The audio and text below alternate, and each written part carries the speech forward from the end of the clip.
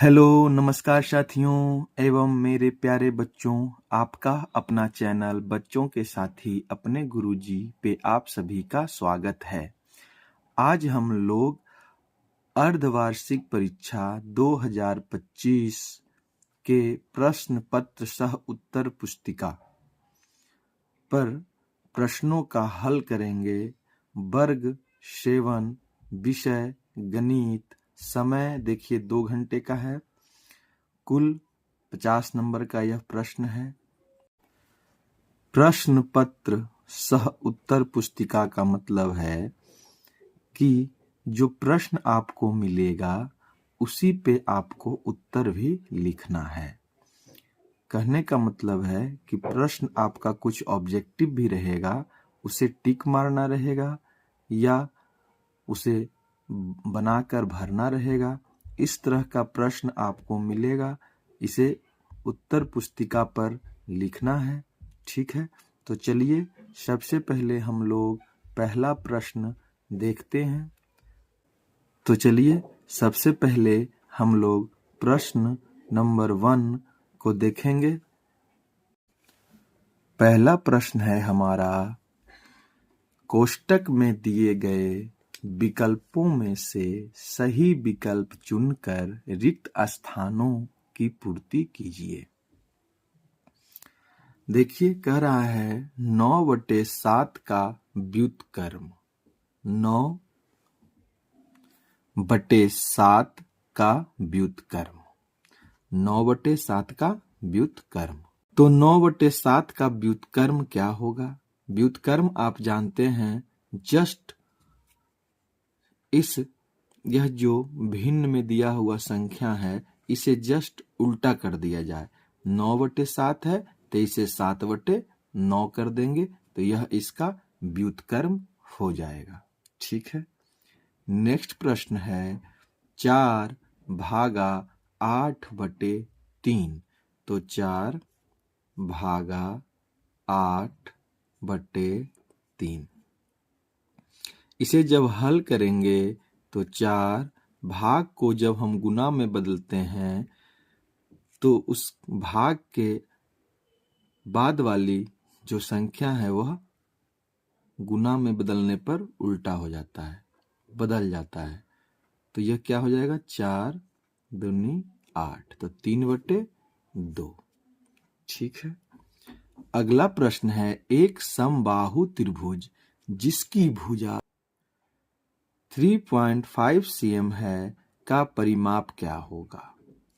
एक समबाहु त्रिभुज जिसकी भुजा 3.5 सेंटीमीटर है का परिमाप क्या होगा? तो आप जानते हैं समबाहु त्रिभुज में तीनों भुजाएं बराबर होती हैं। तो जब एक भुजा 3.5 है तो 3 भुजा, तो 3 से गुना कर देंगे, 3 गुने भुजा, तो यह हो जाएगा 10.5। ठीक है। अगला प्रश्न है, यदि दो कोण समपूरक हैं तो उसके मापों का योग क्या होगा? तो देखिए समपूरक होने के लिए 180 डिग्री होना चाहिए। दो कोणों का मान 180 डिग्री होना चाहिए, तभी वह क्या होगा? समपूरक होगा। ठीक है। और पूरक होने के लिए 90 डिग्री। नेक्स्ट है, त्रिभुज के शीर्ष से उसके सम्मुख भुजा पर बनाई गई लंब रेखा उस त्रिभुज का क्या कहलाती है?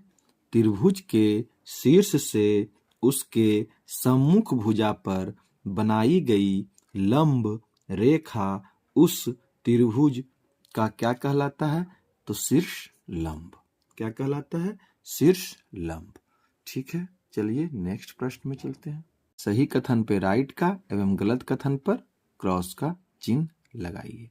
तो देखिए 24 का 1/2 13 होता है। तो देख लीजिए 24 का 1/2 कितना होगा? 2 से देखिए यह कट जाएगा 12, तो 12 होता है। प्रश्न में है 13 होता है, तो नहीं। शब्द चर का अर्थ है ऐसी वस्तु जो विचरण कर सके अर्थात बदल सके। तो हाँ, चर का मतलब ही होता है बदलना, चरना, चरते रहना इधर उधर, मतलब कि यह एक जगह नहीं रह सकता है, चरते रहता है इधर उधर। तो कहने का मतलब है कि शब्द जो है, चर का अर्थ ऐसी वस्तु जो विचरण कर सके, हाँ इधर उधर बदल सके, घूम सके, मतलब बदलता रहे, तो वह क्या है, बदल सके। तो हाँ सही है, चर जो है वह बदलता रहता है, इसे वेरिएबल। नेक्स्ट है, एक समीकरण में समता या समीका का चिन्ह रहना जरूरी नहीं है। तो देखिए, कोई समीकरण तभी वह समीकरण कहलाएगा जब उसमें बराबर का चिन्ह होगा। बराबर का चिन्ह नहीं रहने पर वह व्यंजक हो जाता है। ठीक है, एक समीकरण में समता या समीका का चिन्ह रहना जरूरी नहीं है, जरूरी है, इसलिए यह कथन गलत है। बराबर का चिन्ह कंपलसरी है किसी भी समीकरण के लिए। चलिए नेक्स्ट है, एक रेखा खंड में कोई भी अंत बिंदु नहीं होता है। एक रेखा खंड में कोई भी अंत बिंदु नहीं होता है, तो यह गलत है, क्योंकि रेखा खंड में दो अंत बिंदु होते हैं, दो अंत बिंदु होते हैं। ठीक है, अब प्रश्न में कह रहा है अंत बिंदु नहीं होता है, जबकि अंत बिंदु होता है, तो यह गलत हो जाएगा। चलिए नेक्स्ट में चलते हैं। एक त्रिभुज की भुजाओं की लंबाई 3 सेंटीमीटर, 4 सेंटीमीटर और 5 सेंटीमीटर है, तो यह त्रिभुज समकोण है। तो हाँ, यह त्रिभुज समकोण होगा। क्यों? 3 सेंटीमीटर, 4 सेंटीमीटर, 5 सेंटीमीटर है, तो यह त्रिभुज समकोण है। समकोण होने के लिए पहला रीजन तो है कि एक कोण उसका 90 डिग्री का हो। ठीक है, लेकिन यहाँ भुजा के द्वारा हमें बताना है कि क्या यह समकोण है या नहीं। तो समकोण होने के लिए दो भुजाओं के वर्गों का योग जो है कर्ण के वर्ग के बराबर होना चाहिए। तो क्या यह बराबर है? तो देखिए, 3 का स्क्वायर प्लस 4 का स्क्वायर बराबर 5 का स्क्वायर, तो 3 तिया 9 प्लस 4 चक 16 बराबर 5 पच्चे 25। तो देखिए 16 और 9 25 बराबर 25। तो देखिए बराबर हो गया।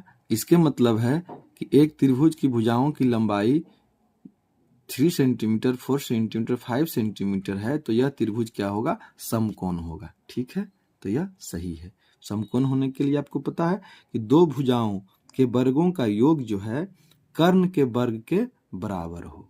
अगर यह आधार है, यह लंब है, तो यह कर्ण होगा। तो लंब स्क्वायर प्लस आधार स्क्वायर बराबर कर्ण स्क्वायर। देखिए इस तरह से यह रेखा, यह ऐसे, और यह होगा 90 डिग्री, समकोण हो गया। और यह देखिए इस तरह से, तो यह 3, यह 4 और ये 5, इस तरह से भी इसको हम कर लेंगे।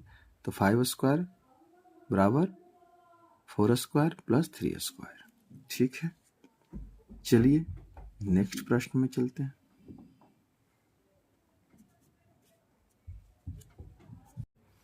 देखिए तो ये हो जाएगा BC बराबर 5, AB बराबर 3 और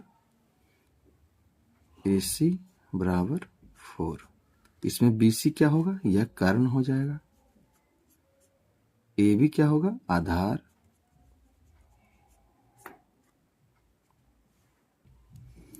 AC हमारा लंब। तो इसका फॉर्मूला होता है कर्ण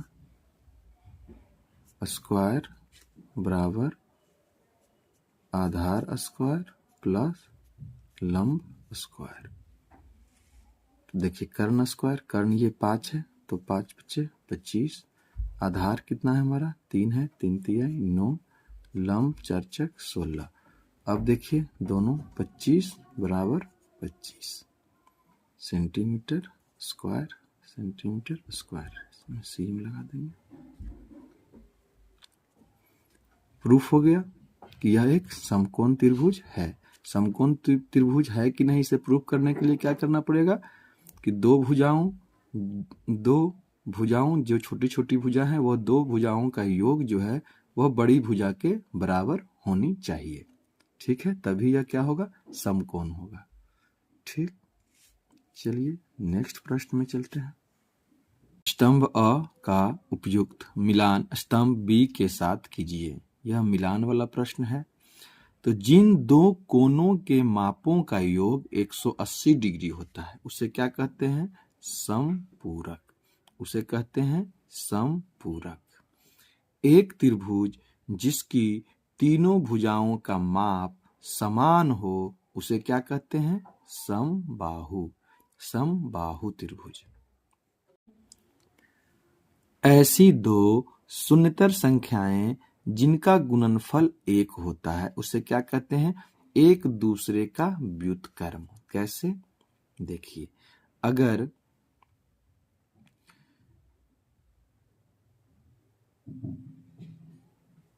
दो कोई संख्या है, इसका व्युत्क्रम रेसिप्रोकल 1/2 होगा और इसे जब हम काटेंगे तो क्या होगा, गुणनफल 1 होगा। ठीक है, एक दूसरे का क्या होता है, व्युत्क्रम होता है। ठीक, नेक्स्ट है हमारा प्राप्त आंकड़ों को आरोही या अवरोही क्रम में व्यवस्थित करने के बाद प्राप्त मध्य मान क्या कहलाता है, तो वह माध्यक कहलाता है। ठीक है, लास्ट प्रश्न है, फ्रैक्शन के क्रम में जो आंकड़ा सबसे अधिक बार आता है उसे बहुलक कहते हैं। बहुलक मतलब बहुत बार जो आया हो। तो जो आंकड़ों में सबसे अधिक बार आता है उसे क्या कहते हैं, बहुलक। जैसे देखिए, मान लीजिए कोई आंकड़ा है 1 2 3 2 3 1 2 4 5। तो देखिए इसमें सबसे अधिक बार कौन आया है, देखिए 2, 1 बार, 2 बार और ये 3 बार। तो यह क्या होगा, बहुलक होगा। ठीक, चलिए नेक्स्ट प्रश्न में चलते हैं। प्रश्न है, ऐसा दो कोण ज्ञात कीजिए जिसमें पहला अपने पूरक के समान हो और दूसरा अपने संपूरक के समान। देखिए, तो सबसे पहले पूरक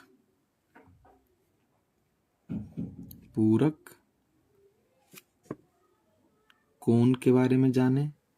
तो पूरक कोणों का योग क्या होता है, पूरक कोणों का योग 90 डिग्री होता है।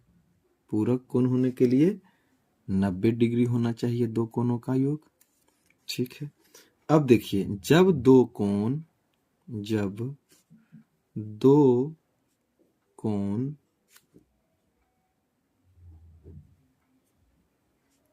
का योग 90 होता है, 90 डिग्री होता है, तो वह पूरक कोण कहलाता है। तो वह पूरक कोण कहलाता है। ठीक है,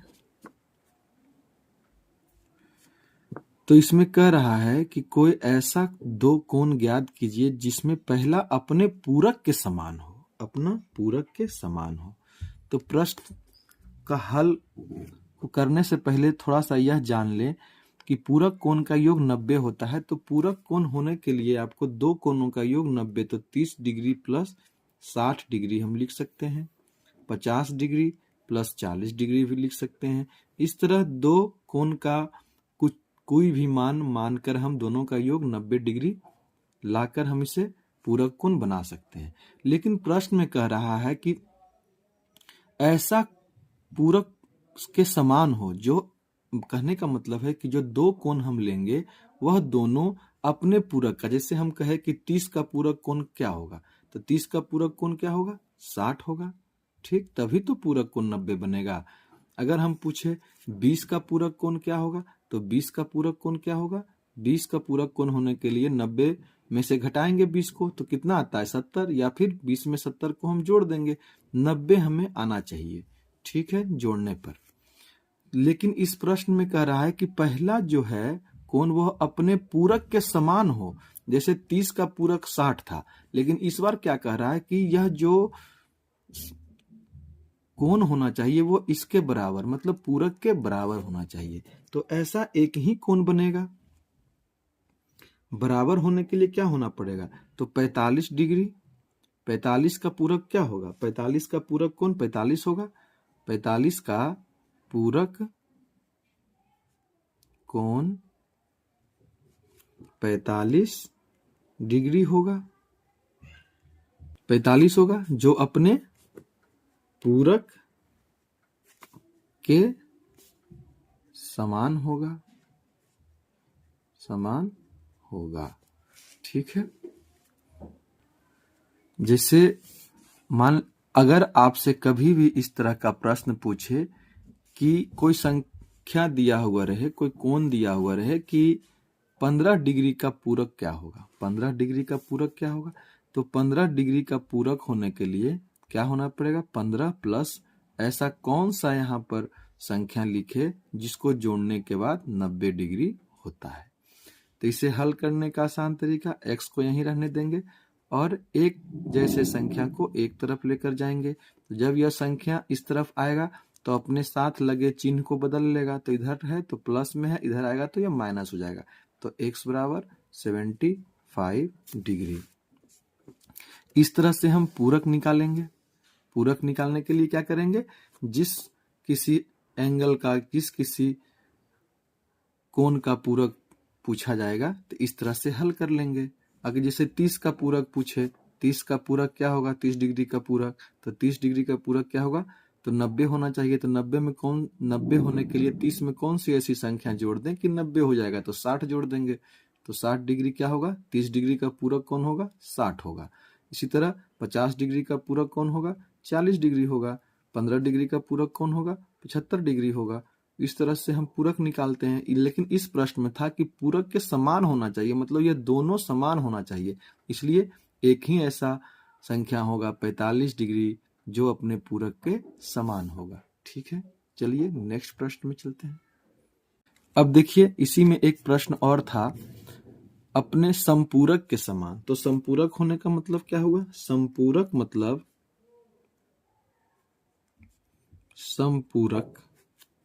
मतलब क्या होता है? संपूरक मतलब जब दो कोण का योग 180 डिग्री हो तब वह संपूरक कहलाता है।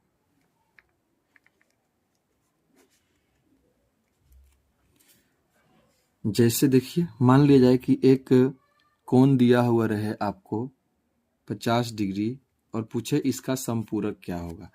तो 50 में कौन सी ऐसी संख्या जोड़ दें जिससे यह 180 डिग्री हो जाएगा। इस तरह से भी हम हल कर सकते हैं। x को यहीं छोड़ देना है 180 डिग्री, 50 को इस तरफ लाना है, माइनस होगा क्योंकि अगर बराबर के इधर से उधर कोई संख्या जाती है तो अपने साथ चिन्ह को बदल लेती है। तो ये प्लस चिन्ह था तो इधर माइनस आएगा। तो x बराबर हो जाएगा हमारा 130 डिग्री। इसी तरह हम हल करेंगे। किसी भी संख्या का अगर पूरक या संपूरक पूछे तो संपूरक पूछने पर क्या होगा? संपूरक 180 होता है। जैसे मान लिया जाए कि आपसे पूछा जाता है कि 110 का संपूरक बताइए, तो कौन सी ऐसी संख्या इसमें हम जोड़ दें कि 180 हो जाए। तो 110 में 70 को जोड़ देंगे तो 110 का संपूरक कौन होगा? 70 डिग्री। लेकिन इस प्रश्न में पूछ रहा है कि जो अपने संपूरक के समान हो, तो मात्र एक ऐसा एंगल बनता है 90 डिग्री प्लस 90 डिग्री। देखिए दोनों क्या है? समान है और दोनों को जोड़ने पर एक संपूरक बन जाता है 180 डिग्री। तो 90, इसलिए 90 डिग्री का संपूरक 90 डिग्री होगा। 90 डिग्री का संपूरक 90 डिग्री होगा। 90 डिग्री का संपूरक 90 डिग्री होगा। ठीक है, इस तरह से इसको हल कर लेना है। ये तो समझाने के लिए कहा गया है, हल इस तरह से करना है कि संपूरक मतलब जब दो कोण का योग 180 हो तब वह संपूरक कहलाता है। इसलिए 90 डिग्री का संपूरक 90 होगा, क्योंकि 90 प्लस 90 180 डिग्री होता है। ठीक है, चलिए नेक्स्ट प्रश्न में चलते हैं। नेक्स्ट प्रश्न इसी में, वह संख्या ज्ञात कीजिए जिसका 1/4 7 से 3 अधिक है। वह संख्या ज्ञात कीजिए जिसका 1/4 7 से 3 अधिक है। तो चलिए, माना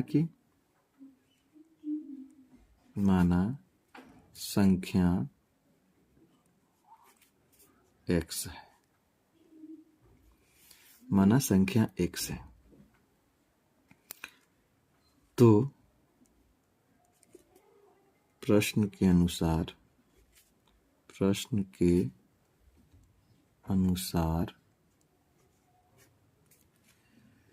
कह रहा है वह संख्या ज्ञात की जिसका 1/4, तो x का 1/4 बराबर 7 से 3 अधिक है। तो 7 से 3 अधिक मतलब 7 + 3। अब देखिए x/4 = 10 बाई क्रॉस मल्टीप्लीकेशन तिर्यक गुना x बराबर 40। ठीक है, क्या हमारा आंसर हो जाएगा। तो x का मान 40। 40 ऐसी संख्या है जिसका 1/4 7 से 3 अधिक है। देखिए 40 1/4 कितना होता है 10, और 10 क्या होगा 10 7 7 से 3 अधिक। इस तरह से बना लेना है। ठीक है, चलिए नेक्स्ट प्रश्न में चलते हैं। नेक्स्ट प्रश्न है हमारा, एक पेड़ भूमि से 5 मीटर की ऊंचाई पर टूट जाता है और ऊपरी सिरा भूमि को उसके आधार से 12 मीटर की दूरी पर छूता है, तो पेड़ की पूरी ऊंचाई क्या है। ठीक है, पेड़ की पूरी ऊंचाई क्या है। तो चलिए इस प्रश्न का हल करते हैं। तो सबसे पहले हम एक चित्र बना लेते हैं। प्रश्न से देखिए कि एक पेड़ भूमि से 5 मीटर की ऊंचाई पे, तो मान लिया जाए कि यह भूमि है और भूमि की 5 मीटर मतलब इस स्थान तक से इस स्थान की दूरी कितनी है 5 मीटर। यह 5 मीटर है। यह धरती से 5 मीटर की दूरी पर से यह पेड़ जो है, यह इसका जो सिरा है यह टूट जाता है। और टूटने के बाद जब यहाँ से देखिए यह पेड़ लंबा था, यहाँ से यह टूट गया, और टूटने के बाद जो इसका टहनी है, जो यह गिरा है यह, ठीक है, वह यहाँ से इस स्थान से इस स्थान तक की जो दूरी है वह 12 मीटर है। कहने का मतलब है कि जो ऊपरी सिरा इसका है जो टूटता है, वो जो टूट कर जो गिरा है वह उसके आधार मतलब यह जो आधार है वहां से 12 मीटर की दूरी पर इसके आधार को छूता है। ये देखिए जो आधार है जिस पर पेड़ लगा हुआ है, यह जमीन है, मान लिया जाए कि यह जमीन है, इस पर एक पेड़ एक वृक्ष लगा हुआ है। ठीक है, और 5 मीटर की दूरी पर जाने के बाद यह वृक्ष टूट कर गिर जाता है, और टूट कर जब गिरता है तो यह जो जमीन तल को यहाँ छूता है, और जहाँ छूता है वहां से इस पेड़ की दूरी जो है यह 12 मीटर है। इस स्थान से इस स्थान की दूरी 12 मीटर है। जैसे एक बार और समझ लीजिए, यह मान लिया जाए कि यह एक पेड़ था, इतना लंबा पेड़ है, देखिए ये डॉट डॉट दिया हुआ मतलब यह लंबा पेड़ था, और अचानक यह जो है 5 मीटर मतलब यह तल से भूमि के तल से 5 मीटर की ऊंचाई पर से टूटकर गिर जाता है। और टूटकर गिरने के बाद जहां वह टूटकर जमीन को छूता है उस स्थान से यह जो पेड़, जहां पर यह पेड़ खड़ा था उस स्थान से इसकी दूरी 12 मीटर है। तो कह रहा है कि पेड़ की पूरी ऊंचाई बताएं। यहां से यहां तक तो यह 5 मीटर है, लेकिन जो टूट कर गिरा है तो यहाँ से इसकी दूरी यह 12 मीटर है। तो इसकी लंबाई निकालिए और इसमें क्या करना है, यहाँ से इसको जब हम इसे खड़ा करेंगे टूटे हुए टहनी को, या इसको हम जोड़ेंगे और इसको जोड़ेंगे, इस दोनों को योग जो होगा यह पूरे पेड़ की ऊंचाई होगी, क्योंकि यहाँ से यहाँ तक यह पेड़ है, यहाँ से यह टूट कर गिरा है। तो जब इसकी लंबाई हम ज्ञात कर लेंगे और दोनों को जब जोड़ेंगे तो स्वतः ही पेड़ की लंबाई प्राप्त हो जाएगा। तो चलिए बनाते हैं इसे। सबसे पहले आप देखिए यह एक समकोण त्रिभुज बना रहा है, समकोण त्रिभुज बन रहा है जो कि 90 डिग्री का होता है।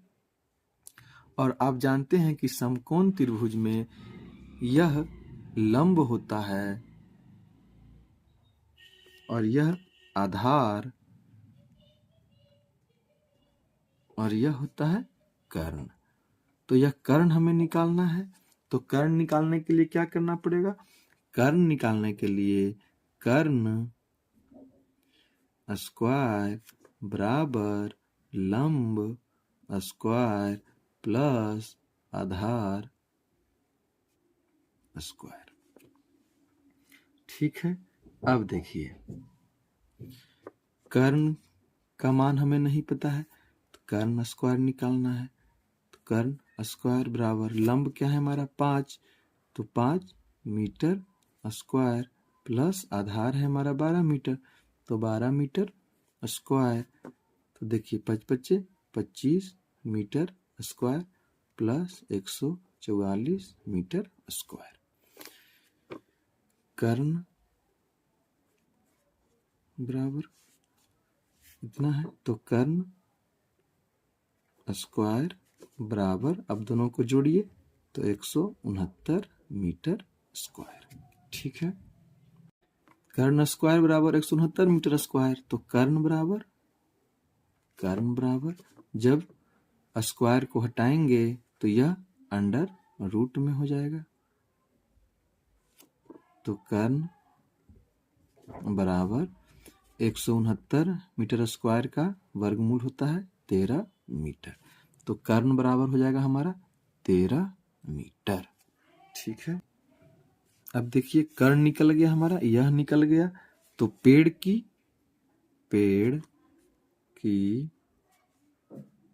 पूरी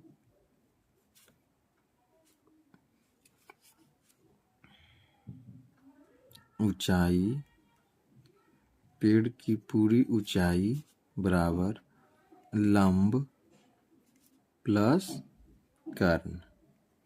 लंब हमारा है 5 मीटर प्लस कर्ण हमारा आया 13 मीटर, तो दोनों का योग हो जाएगा हमारा 18 मीटर। ठीक है, तो पेड़ की पूरी लंबाई 18 मीटर। ठीक है, चलिए नेक्स्ट प्रश्न में चलते हैं। नेक्स्ट प्रश्न है, लक्ष्मी के पिता की आयु 49 वर्ष है। उनकी आयु लक्ष्मी की आयु से 3 गुना से 4 वर्ष अधिक है। तो लक्ष्मी की आयु कितनी है? तो माना कि लक्ष्मी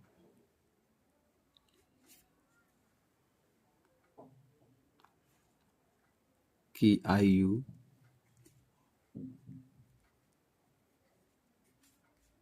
x, ठीक है, लक्ष्मी की आयु x, लक्ष्मी की आयु से 3 गुना से 4 वर्ष अधिक उसके पिता की आयु। तो लक्ष्मी के पिता की आयु बराबर x 3 गुने से 4 अधिक। ठीक है, और लक्ष्मी के पिता की आयु क्या है? 49 वर्ष। ठीक है, अब देखिए x गुने 3 3x प्लस 4 बराबर 49। तो 3x बराबर 49 माइनस 4, तो x बराबर 45 बटे 3। तो x बराबर 15 वर्ष। x बराबर 15 वर्ष। तो x का मान क्या होगा? 15। तो लक्ष्मी की आयु 15 वर्ष। तो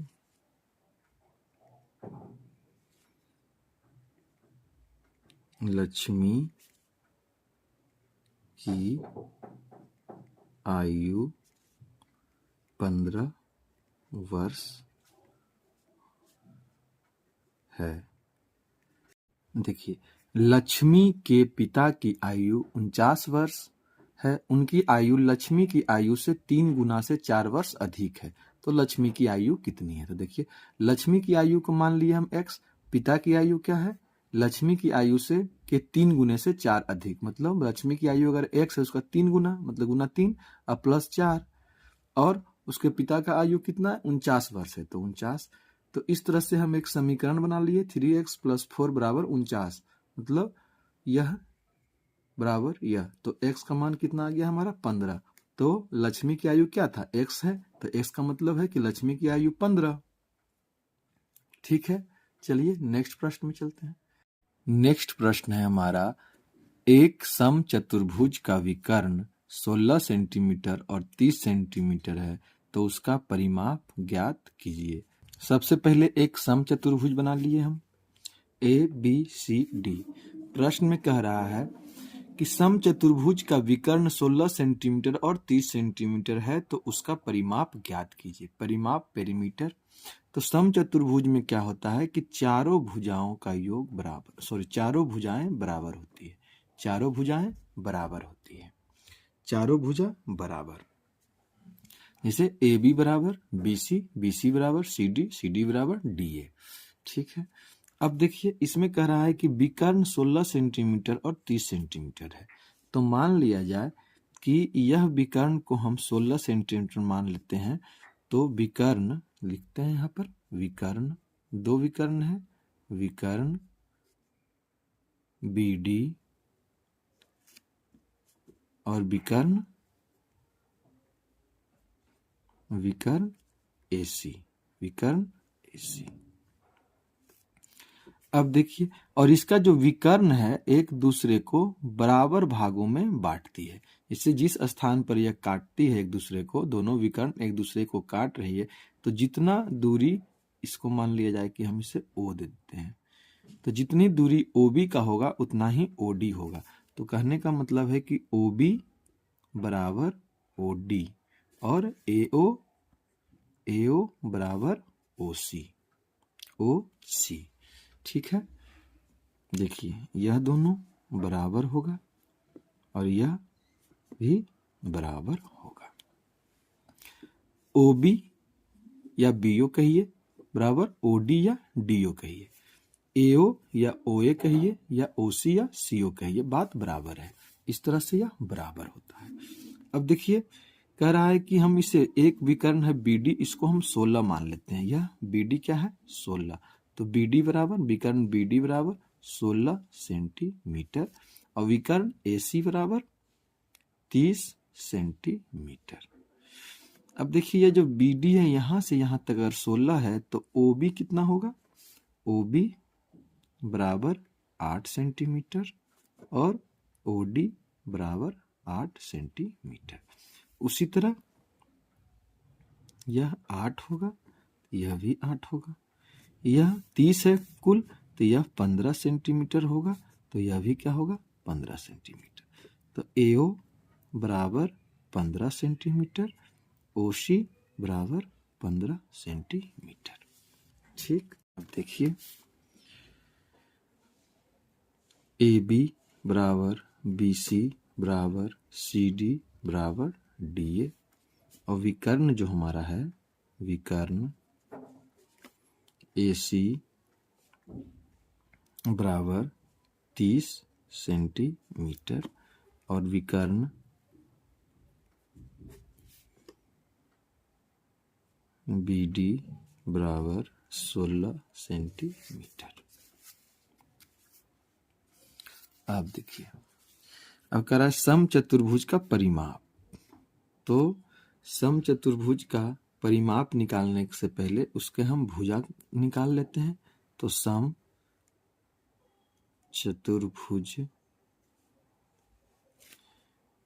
की कोई भी एक भुजा निकालेंगे, क्योंकि इसकी सभी 4 भुजाएं बराबर होती हैं।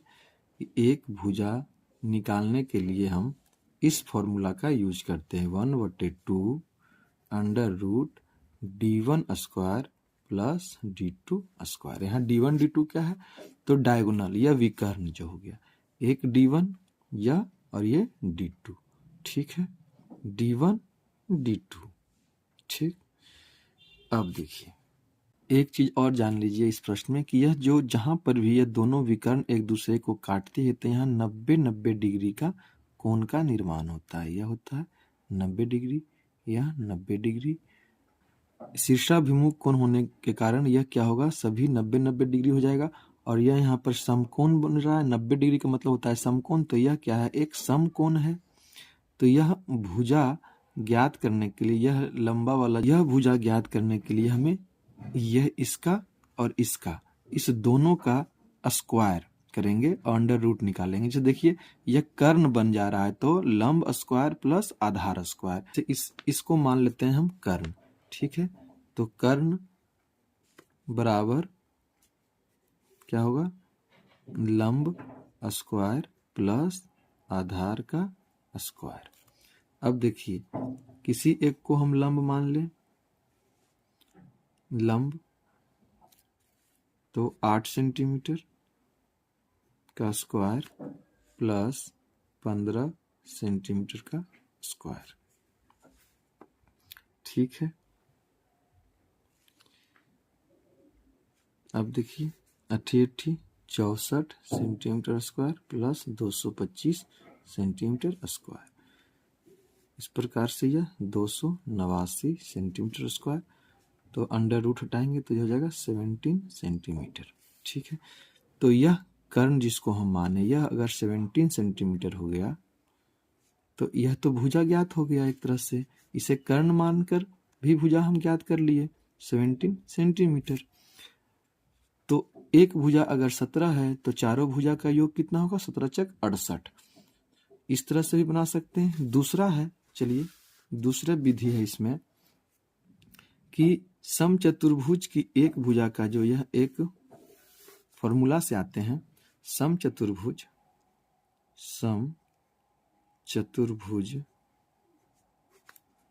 की एक भुजा बराबर 1/2 into under root d1 square plus d2 square. देखिए 1/2 इंटू d1, तो d1 16 सेंटीमीटर है और एक 30, तो 16 कितना हो, 256 सेंटीमीटर स्क्वायर प्लस 900 सेंटीमीटर स्क्वायर। तो 1/2 multiply under root 1156 centimetre square. 1156 का जब वर्गमूल निकालते हैं तो आता है 34 सेंटीमीटर। तो इस तरह से यह 17 सेंटीमीटर। तो सम चतुर्भुज की एक भुजा इस तरह से भी निकालते हैं, इस तरह से भी निकालते हैं। अब जब भुजा निकल गया तो सम चतुर्भुज की एक भुजा बराबर 17 सेंटीमीटर। तो परिमाप बराबर 4 गुने भुजा, तो 4 गुने 17 सेंटीमीटर बराबर 68 सेंटीमीटर, ठीक है।